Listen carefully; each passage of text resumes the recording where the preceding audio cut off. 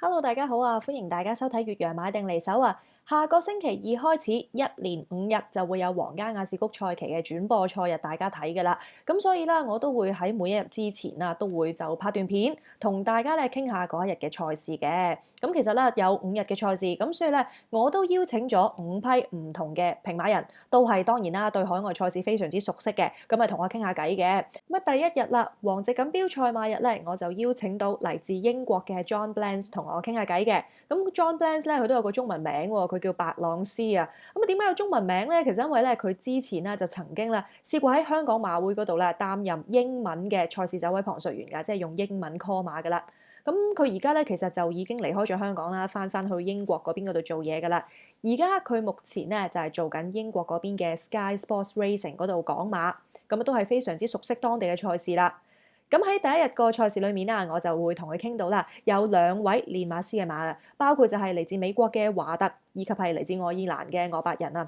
另外都會同佢傾一傾啦，呢一日嘅焦點賽事啊，亦即係皇席錦標啊。最後啦，亦都咧會嗌咗佢啦，提供翻一個咧成個皇家雅士谷賽期嘅一匹重心馬俾大家啦。咁啊，希望大家到時可以贏多啲。咁事不宜遲啦，即刻睇下我同佢傾成點啦。Okay, hello everyone. I'm happy to invite John Blance to be our first guest in the Royal Escorts meeting. Hello, John. Welcome. How are you? Hello, Shireen. Yeah, very good. Thanks. Looking forward to Royal Ascot. Yeah. So let me introduce you to our audience first. John is the former race caller in Hong Kong Jockey Club. Hey, John, do you enjoy your time in Hong Kong? Yeah, it was fantastic. Really enjoyed it, especially calling at Happy Valley, which is what I used to do the most of. 8 floors up there and that fantastic view. It's quite hard work. It wasn't easy, but I really enjoyed it. And I do rather miss it, actually. Yeah, definitely. So you like Happy Valley more than Sha Tin, right?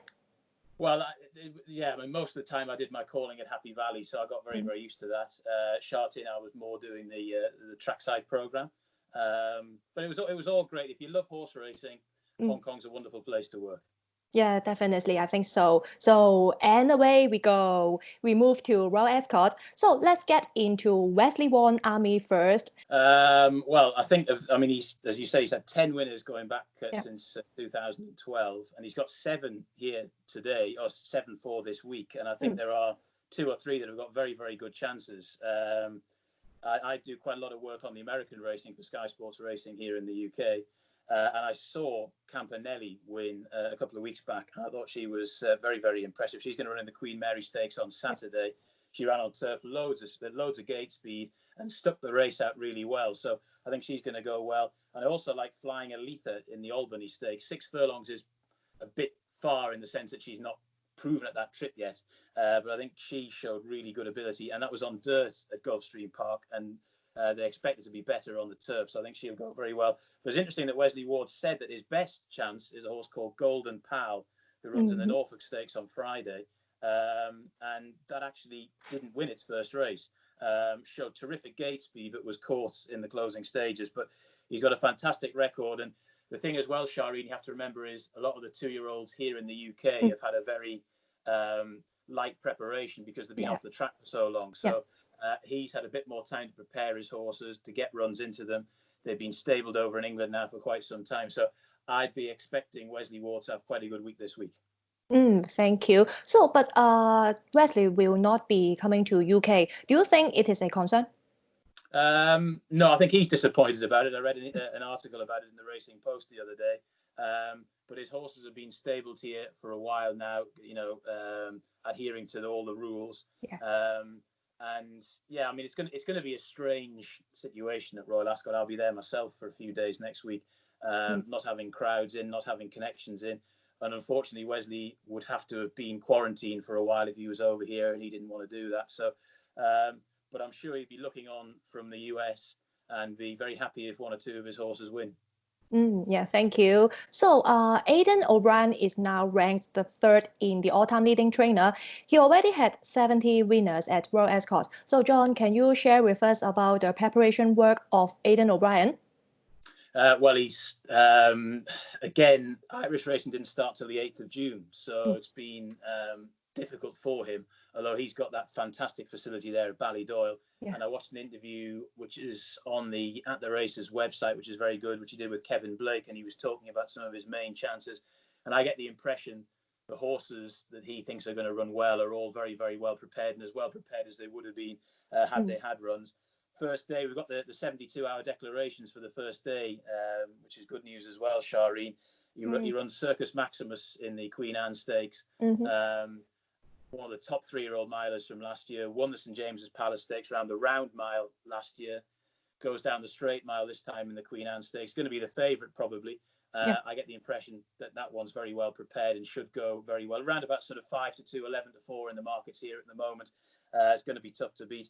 I've got one or two maybe at bigger prices in that race, but I think Circus Maximus will go very well. And he's got a horse called Mogul who runs in the King Edward VII Stakes on the first day. He was going to be very, very short price, going to be a very strong favourite.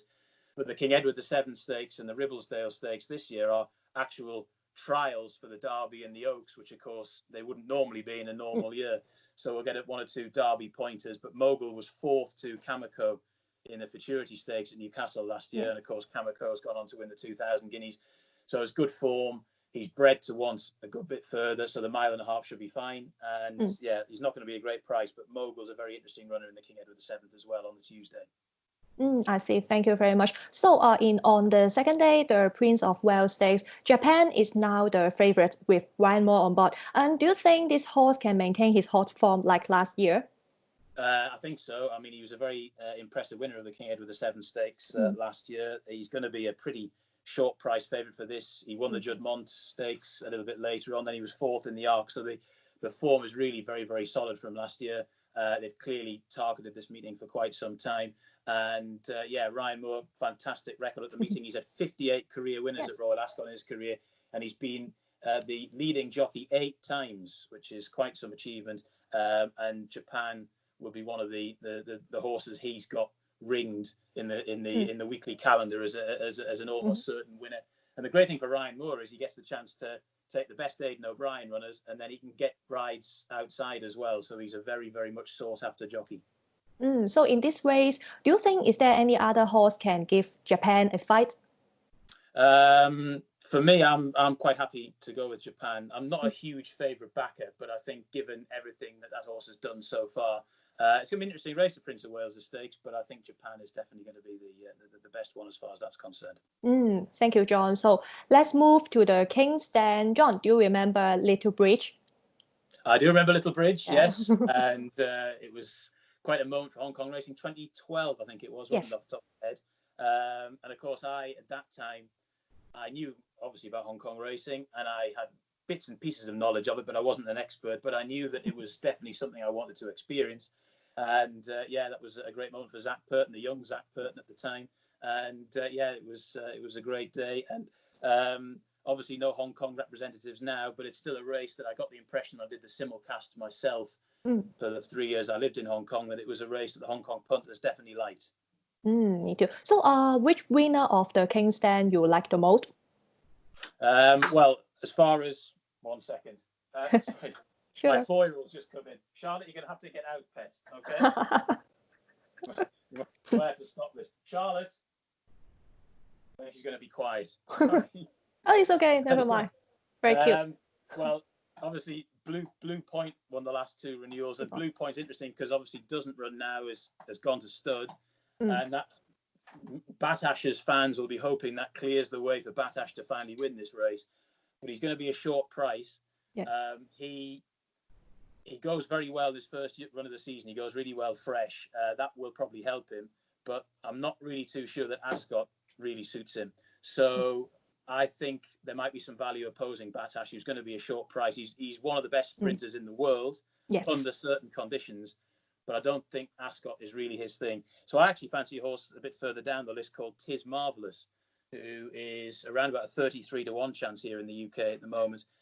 I think he will run well, and he's got a very good record at Ascot. He's run 2 good races in the Wokingham in his last couple of Royal Ascots, and he won a 5-furlong handicap here, a 1,000-metre handicap in the July meeting at Royal Ascot, the King George VI meeting, under a big weight, clocking a pretty good time as well. So Tis Marvellous for Clive Cox big price. I think Batash is definitely Batash might win, but I don't think he's a horse you want to be taking odds on about. So for me, Tis Marvellous at a big price, a horse who likes Ascot, and that's something punters should look out for. Ascot is a track that does lend itself to horses that like it and go well there. So that's for me, Tis Marvellous in that race. I see. And actually, I think the King's Stand on Tuesday will be the highlight of the day. However, Skeptical will run in the Diamond Jubilee instead. John, do you think it is a good move? Probably 6 furlongs. Obviously, it is a trip for the Diamond Jubilee, so that is a bit further, and it's a different race. It was a hell of an achievement from Blue Point to win both those races last year. It's not always something that sprinters can do, but for that particular horse, they've obviously decided that 6 furlongs is going to be better, and that's could well be a very wise decision. Also, there's another horse, Liberty Beach. She just won in her first up last week. For me, I think it was quite impressive. Do you fancy her chance in the King's Stand, John?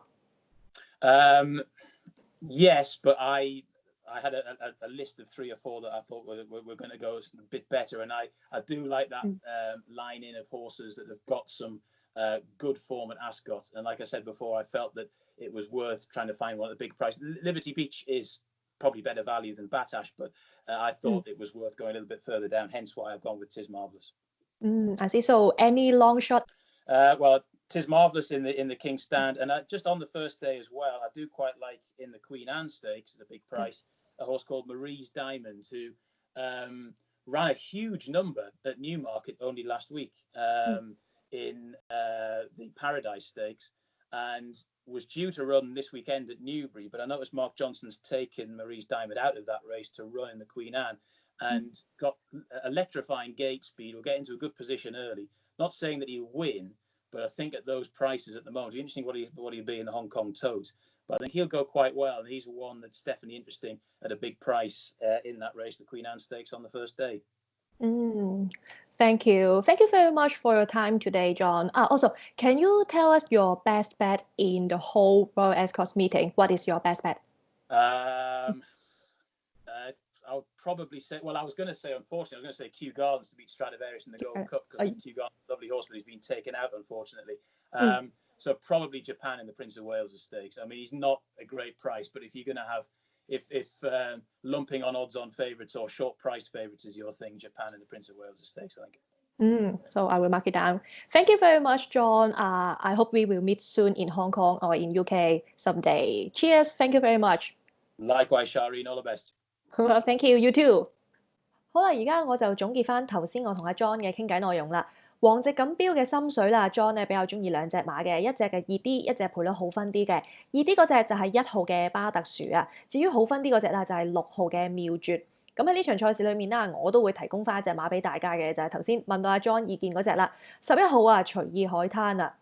咁其實咧喺呢一次皇家雅士谷賽期嘅轉播賽日裏面啦，我都會同大家咧即係買翻條真飛嘅，當然啦。咁啊主要其實咧會同大家咧睇下呢個三寶嘅彩池啊。咁喺第一日嘅賽事裏面啊，三寶嘅頭關就係皇席錦標啦。咁我哋就會買到3隻馬啦，1號巴特殊、6號嘅妙絕同埋就係11號嘅隨意海灘。咁啊，至於三寶嘅次關同埋尾關咧，大家可以到時留意翻我 Facebook 個 page Shireen 買定離手嗰度啦，我就會貼翻嗰個嘅心水俾大家啦，同埋都會貼翻條飛出嚟嘅。今次嘅賽期裏面啦，我自己都有一個目標嘅，咁啊最好起碼俾我可以中到1次嘅三寶啦。不過最好當然係可以晚晚都中啊，咁就可以發達噶啦。咁希望可以贏多啲啊！今集嘅越洋買定離手就講住咁多先啦，下一次賽前再同大家見面啊！大家記得留意住我個 YouTube channel。拜拜。